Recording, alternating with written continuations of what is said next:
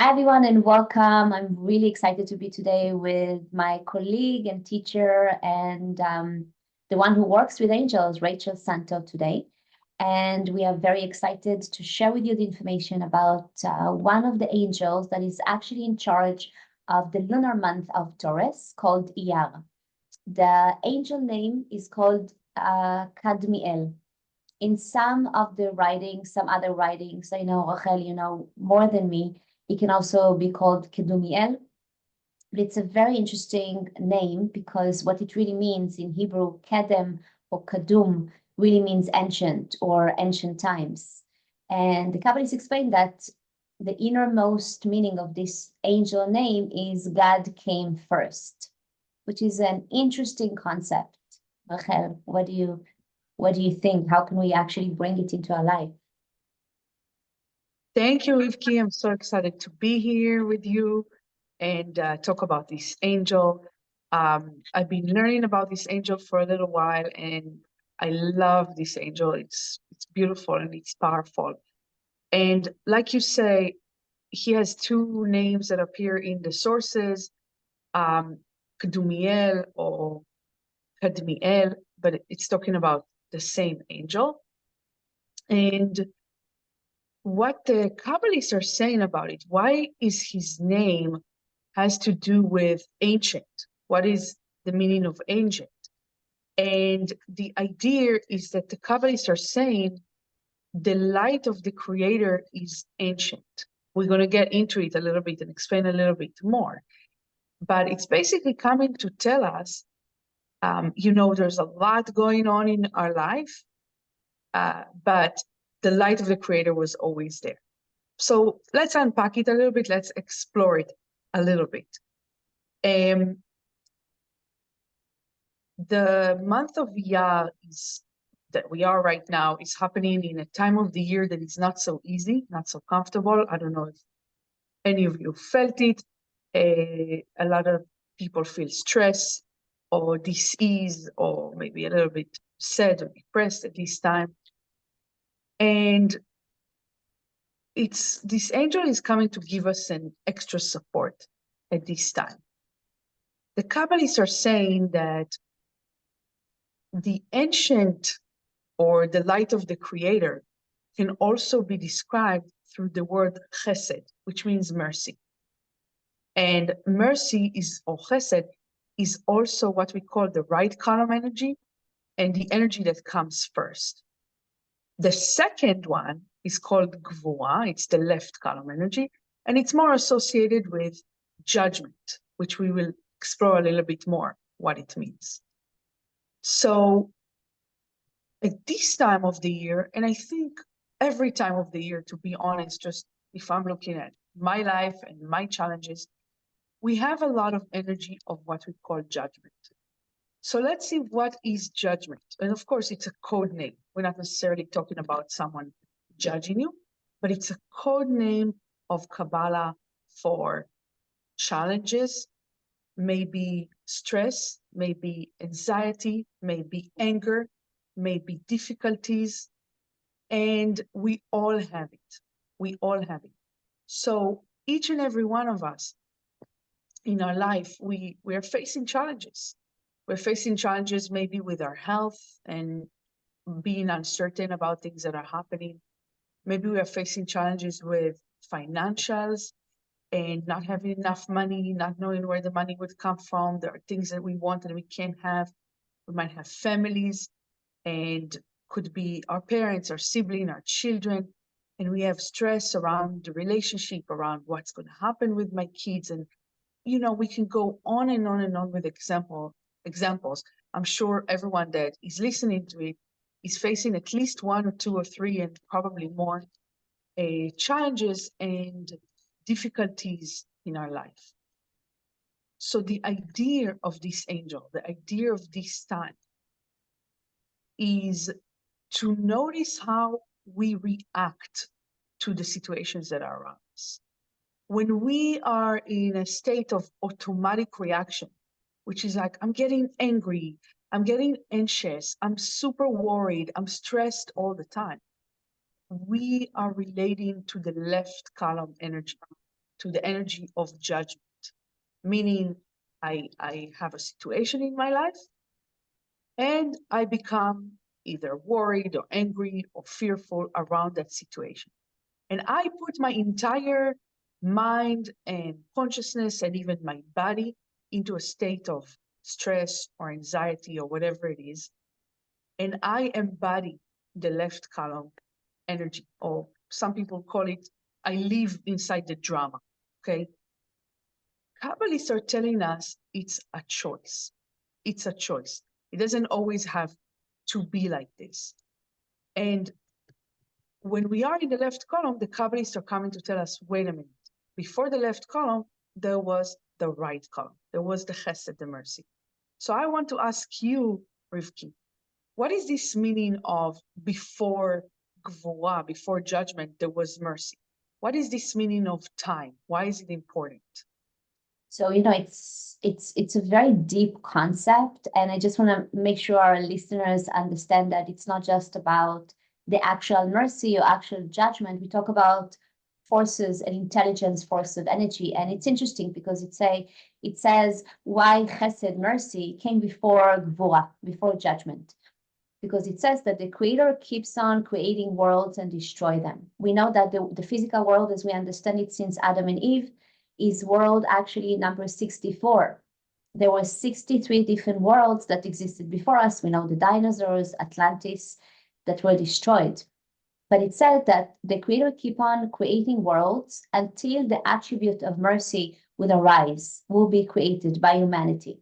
And this is really the secret of this world. According to the Kabbalist, what is really mercy?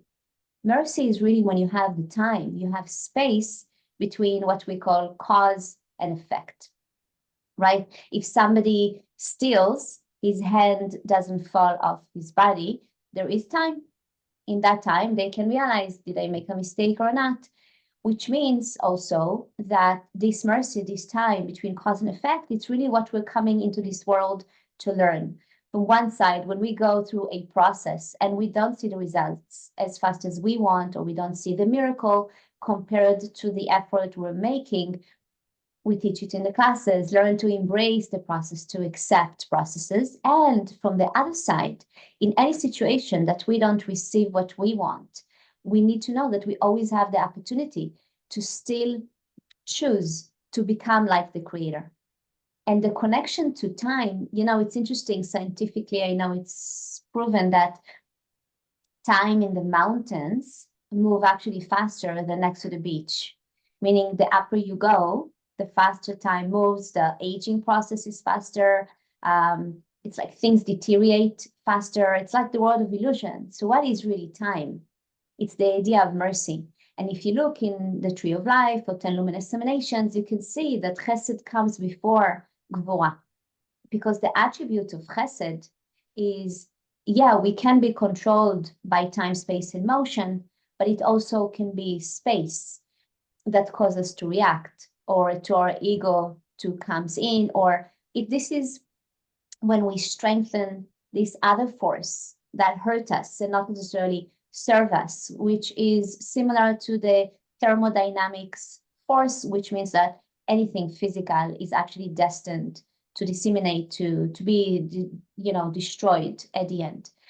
But in this world, the secret is how to connect with that energy force called chesed, called mercy, which is compassion and patient. Everything must start with mercy, this is the meaning, because we are all being influenced by time, space, and motion that can cause judgment. But if we understand that the force of everything is mercy, sharing, and love, we understand that this is the only way to inject true meaning into this world that was created. And I think that's the connection to Kadmiel, Kodem-el. First came God, first came this and thence perfect force, meaning that no matter how difficult or dark or chaotic we experience reality, we always have the freedom of choice to inject, with all that pain or darkness, how can I still connect with that force of the creator? Meaning, how can I still influence and not just be influenced?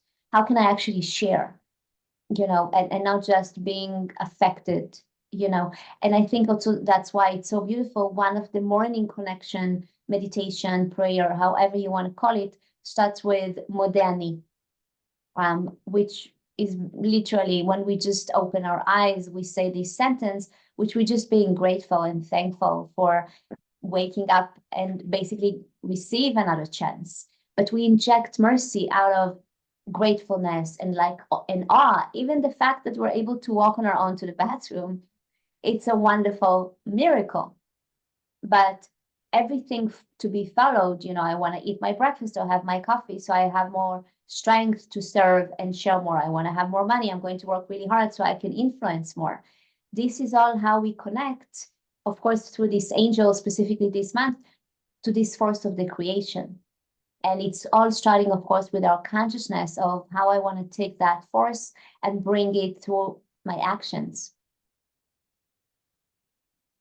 It's beautiful. You really covered everything. The one thing I feel to say, and it's hard, you know, it's not always easy. When I'm in a chaos, when I have pain, when I have a situation, I look around the world and I see wars and death and diseases. It's very hard and it's very painful. But to also know at the same time that there's a divine providence, that there's a divine plan to everything that is happening, and to somehow find the strength to love the process. A lot of the greatest speakers and influencers of this world had a lot of pain in their life, either in their childhood or later years. And from that pain, they were able to gather their force and become people who influenced millions with their healing words or whatever it is that they did. So I'm kind of thinking of like, how can we connect to this angel? You know, how can we activate this angel? How can we call this angel? And whenever there is a situation, whether it's big, like I look at the world and I see all the pain, whether it's big for me, like I have a big distress or difficulty, and even if it's a small, relatively small situation with someone in my family that I have difficulty with, whatever it is that I'm going through and I feel pain, and automatically I want to go into the anxiety and the stress and the worry, our suggestion is to pause for a second, you know, to take a moment, to close your eyes, to connect to the big picture, to connect to the process, to connect to not what I'm feeling right now, but where is it taking me in the big picture? And call Angel Kadmiel, asking for his help and an assistant and the assistance of the Creator to have the strength to know with 100% certainty that the light was there first, that the Creator was there first, and everything that is happening is part of the big picture plan. And that is a little meditation that you can do as many times as you want, not just this month, but anytime. Beautiful. You know, I always laugh because we talk about left column and sometimes people think it's negative, but I always say, you know, my name is Rivka, which is very left column. I was born on Monday. It's very left. I was born on 4:30 p.m., extremely left column. I'm a lefty. I write in the left hand. Oh, wow. And both my parents are Levites, you know, which symbolize left column. So I'm like, I know one thing or two about left column. And I actually like this energy of what we call gvura, you know, which gvura also comes from the Hebrew word lehitgaber, which is to overcome. So we want to have that force because it also represents ambition and motivation. And it actually says when you actually have ambition and motivation, then a world of kindness will be built because you have a purpose. And I have to say, usually when people start with spirituality, somehow their natural tendency, it's like their ambition goes down, I'm going to let go and allow the Creator to give it to me, but it also kind of shrinks their desire. But the idea is we want to increase our desire to receive because then you can draw light and in a right way. But then, of course, the only difference is for what purpose. And it's also very beautiful because we know, according to Abraham the patriarch, and he wrote it in the book of Formation, Sefer Yetzirah, about each letter of every month and sign. And the letters of Taurus and the month of Taurus is Pei and Vav. And the letter Pei, inside it has another letter, which is Bet, which is the first letter of the word blessing, bracha. And outside, it looks like a snake.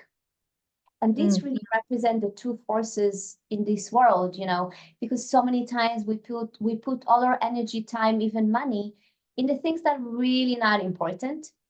And, so this is the force of the snake, which is things that are temporary and they're really not important, even over worrying about something. Or do we actually do our personal work, and create a true blessing?